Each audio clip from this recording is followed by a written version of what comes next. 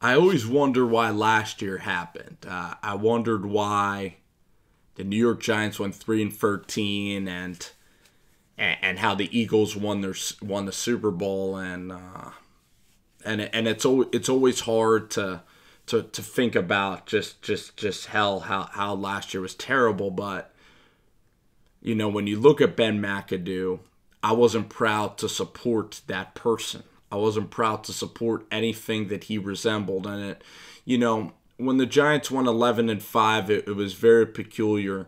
The defense, Landon Collins, Steve Spagnuolo, Jason Pierre-Paul, like they made me, prideful. And I did believe at the time that the Giants had the defense to win a Super Bowl, and the way that they beat the Redskins, the way that they played the Green Bay Packers up there. I thought that the Giants caught a break by not going to Seattle. And the fact is about the New York Giants in that situation was they were still very immature. The boat trip happened with Beckham. The whole culture was still a colossal failure, and the Giants pretty much benefited because of the schedule and the defense. A lot of Giants fans were duped last year. I thought the Giants had a good chance of going 11-5 again last year, just because there was so much talent coming back. I thought that the Giants, even though they didn't have a running game, I thought Ingram and somehow the passing offense would really kick in for the Giants. But after the first game, after the second game, I could see that the players were not on the same page, and really the coaching staff there was really a disconnect, and basically the players had started to, rightfully so, they started to revolt from Ben Mcadoo and the coaching staff. And in that Rams game, when the Rams were winning like 38-7, that's when basically the thing completely broke apart. And the only reason why the Giants even stayed together as much as they did last year, and the reason they competed, is because Eli Manning, he's almost too much of a professional for his own good. He was almost too friendly for his own good. He was getting bullied. He was getting shoved against the wall. And instead of speaking up to ownership, he took it all.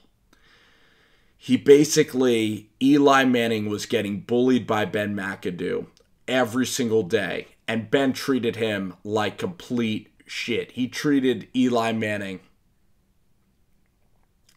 He treated him like, maybe, I'm trying to think of an analogy, like a grilled cheese sandwich sits in the car for like 5 months, fucking molded, old. He got treated just like a prisoner by Ben Mcadoo. And I've never seen a head coach maybe that's so diabolically evil like Ben Mcadoo. And everybody talks about, why the Giants are not going to be successful this year. I look at last year as a complete wash. It's important to think about the times of tyranny within your organization and within the franchise that you grow up loving. And I almost bring this analogy to something that is a little bit uncomfortable for some. And I look at the New York Giants and Ben Mcadoo and everything that transpired with the Eagles winning a Super Bowl and just how sickening that just the entire season was. And it's almost like you're going to... Like it's almost like you're finding out about like priests that would do terrible things, and like you're holding something in regard that you find out, at the core what was something so terrible. And I never liked Ben Mcadoo, but the New York Giants I've always loved and supported. But it really brought about cognitive dissonance having that character in charge of the organization. And it may be just now having Pat Shurmur, like if the Giants went from Tom Coughlin to Pat Shurmur, I would have not been completely enthused about the hire. I just would have maybe given it a chance. Hey, hold on, I'm doing a video. Just give me 3 minutes. But the fact that the Giants and Eli Manning, the fact that the Ben McAdoo thing happened, it almost gives you a new perspective on how you view the New York Giants, how you view sports, how you view life in general. And it showed you a side of evil and darkness that you never knew was possible. And it even got John Mara and everybody to take a moment to step back and really think about exactly the operation that was going on. And having the Eagles win the Super Bowl, I've had Giants fans come up to me and tell me that last year motivated them in ways that they never thought they could be motivated before for this season. And just listening to Eli talk, listening to his interview, listening to everything that he has mentioned about Pat Shurmur, it really makes you grateful that you have a wonderful person back in charge of the organization. That above all else, Pat Shurmur is a guy that you could be proud to support. Pat Shurmur's a guy you could be proud to have around your family. Pat Shurmur's a person that you could be proud to tell your kids, to tell your family members that he is the head coach of your football team. And that couldn't be said for the regime that just was prior. So looking at Pat Shurmur, it makes you proud. The offense is in place.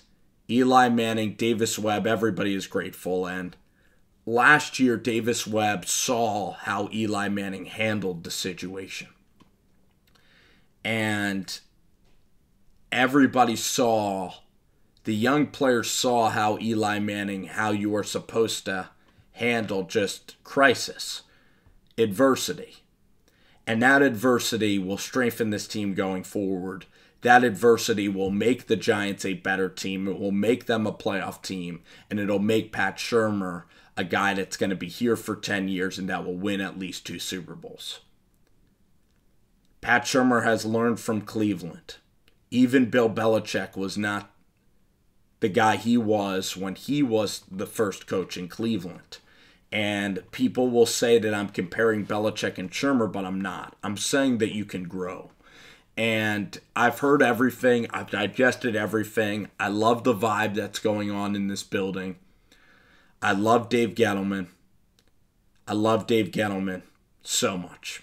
And he is doing everything to restore the pride and the toughness that the organization deserves. And he's exactly what this organization has deserved. So I want to thank John Mara. And I also wanted to just tell Giants fans and the rest of the NFL that last year just taught us a lesson. And the Eagles might have won the battle, but that battle is not going to define you forever. Ask Bill Belichick about Joe Namath winning a Super Bowl. Look at the Patriots and Jets dynamic. And that is what Giants fans should hope to strive for. Is that the Giants should hope to be the Patriots, and they should look to the Eagles and hope that they remain the New York Jets. And look at how Belichick has reigned over his enemy. And maybe the Giants can hopefully do the same thing with the Philadelphia Eagles. So, I wanted to say I'm grateful that Pat Shurmur's the head coach of the New York Giants. I'm reminded every day just how important, or it was just a message from the football gods that the urgency with the New York Giants, being a Giants fan is like winning the lottery twice. You did not expect the Giants to win those Super Bowls in 2007 and 2011. You did not. It was a bonus. You were grateful. After the Rob Gronkowski Hail Mary fell to the turf, you were thinking that there will never be anything like this again. And you're just so blessed, honored to be in that group. And then every year that the Patriots would win, would beat Matt Ryan and Russell Wilson, I thought, oh, okay. I can't believe we beat Belichick and Brady. I can't believe it happened. But now you see Belichick and Brady The shine has diminished. They're arguing with each other. They let a primary backup quarterback and a second-year head coach get to them. Their empire is not as strong, and it was a shell of what it used to be. It was just a product of one of the worst AFCs that we've seen in our lives. So when I look at this season, when I look at the Giants now, the hunger is back. When you win a Super Bowl, you sit on your laurels. You say, how did a 9-7 team beat the greatest football team ever assembled? How did a team that was kind of flirting with 10-6, how did everything go perfectly with Victor Cruz, with the run against the Cowboys, beating them to win the division, just pummeling Matt Ryan, and then beating Aaron Rodgers in his stadium when they were 15-1. The best Green Bay team we have seen in the past maybe 18 years. How did the Giants go in there, hit a Hail Mary before half, beat them, then beat one of the best coaches that we have ever seen, and a guy who's going to win national championships in Jim Harbaugh? How did that all happen? And then beating Brady again. How? You just were thankful. You did not want to ask for too much. But after last year, now it's appropriate that you demand something from Eli, that you hold everybody just even more accountable. Now is the time to hold everyone accountable. The urgency is back. The fight is back. It's time for the 5th ring. It's time for the 3rd for Eli Manning. The fight is back. And that is why we are here today. We have overcome, and it's time to look forward now. Last year needed to happen. It was a reality check, and it's made us all stronger people.